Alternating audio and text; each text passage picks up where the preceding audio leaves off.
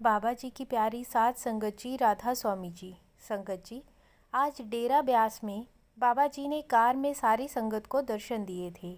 उस समय सत्संग पंडाल में एक घटना घटी जिसे देखकर आसपास की सभी संगत हैरान हो गई। संगत जी, जब से बाबा जी ने अपना उत्तराधिकारी चुनने वाली बात सभी के साथ साझा की है, तभी से सारी संगत को बाबा जी से मिलने की तड़प और ज़्यादा हो गई है। इस महीने जितने भी सत्संग डेरा ब्यास में हुए हैं, हर सत्संग पर पहले के मुकाबले बहुत ज़्यादा भीड़ रही।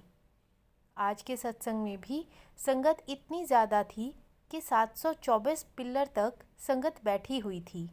संगत जी, बाबा जी जानते हैं कि उनकी संगत उनकी सेहत को लेकर परेशान हो गई है, जबकि बाबा जी बिल्कुल ठीक हैं।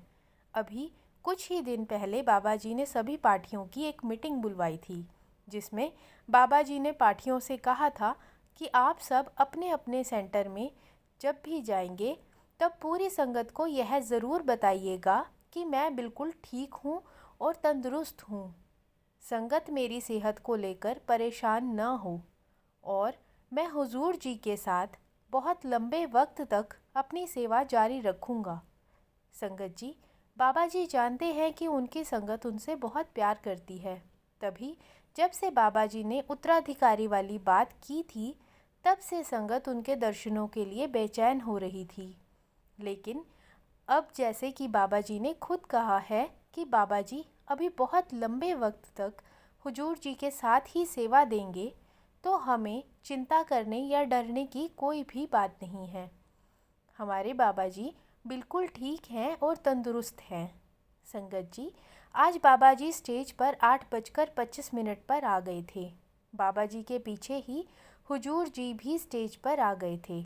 जब बाबा जी ने गद्दी की तरफ माथा टेका, तब हुजूर जी बाबा जी के पीछे ही खड़े रहे और जब बाबा जी अपनी गद्दी पर बैठ गए, तब हुजूर जी भी अपनी गद्दी की तरफ गए और उन्होंने भी बाबा जी की ही तरह अपनी गद्दी पर माथा टेका और फिर वह बैठ गए।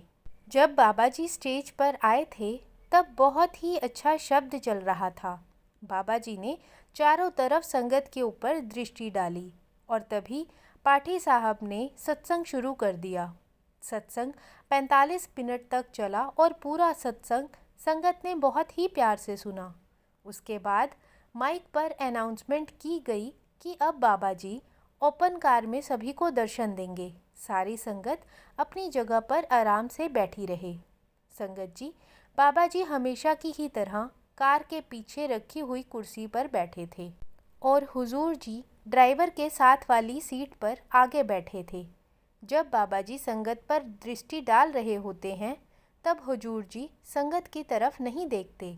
वह अपनी नज़र बिल्कुल सामने बनाए रखते हैं।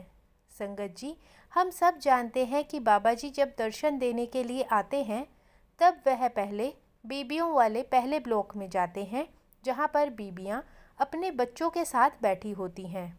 उसके बाद बाबा जी भाइयों वाले पहले ब्लॉक की तरफ जाते हैं। इसी तरह पहले बीबियों वाले ब्लॉक में दर्शन देने के बाद फिर भाइयों वाले ब्लॉक में बाबा जी दर्शन देते हैं। आज जब बाबा जी दर्शन दे रहे थे, तो बहुत ज़्यादा भीड़ होने के कारण बाबा जी को लगभग 50 मिनट दर्शन देने में लग गए। उसके बाद जब बाबा जी तीसरे ब्लॉक में गए, जहाँ पर एक तरफ बीबियाँ बैठी होती हैं और एक तरफ भाई बैठे होते हैं, वह ब्लॉक बिल्कुल स्टेज के सामने होता है।